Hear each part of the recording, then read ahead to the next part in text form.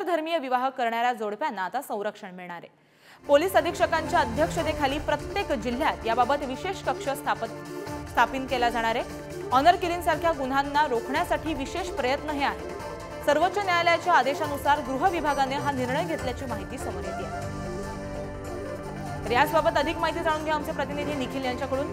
निखिल, आंतरधर्मीय विवाह करणाऱ्या जोडप्यांसाठी आता एक विशेष योजना आहे, त्यांना संरक्षण दिलं जाणार आहे, काय अधिकची माहिती?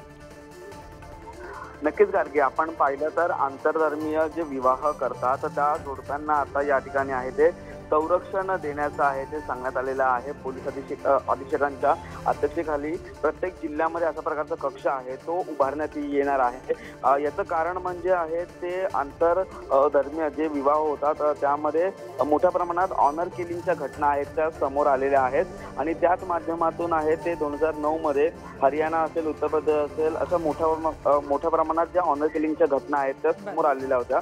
त्यानंतर 2010 मध्ये आहे ते सर्वोच्च न्यायालयात यावरती आहे ती याचिका देखील दाखल करण्यात आलेली होती।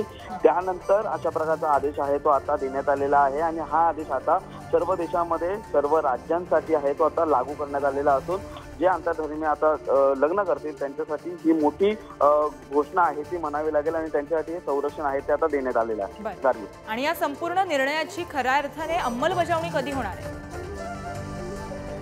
नक्कीच येत्या नवीन वर्षामध्ये याची अंमलबजावणी आहे ती संपूर्णपणे राज्यामध्ये आपल्याला पाहता येईल। जिल्ह्यामध्ये आहेत ते अशा प्रकारचे कक्ष आहेत ते आता उभे करण्यात येतील आणि त्या माध्यमातून असेल ज्या ठिकाणी आपले रजिस्टर मॅरेज होतात अशा रजिस्टर मॅरेजच्या आजूबाजूला अशा प्रकारची जी संपूर्णपणे कक्ष आहेत ते उभारण्यात येईल आणि या कक्षाच्या माध्यमातून आहेत ते आता संरक्षण आहे ते देखील देण्यात येईल। अधिक अपडेट तुमच्याकडनं जाणून घेत राहू। धन्यवाद तुम्ही दिलेल्या माहितीसाठी।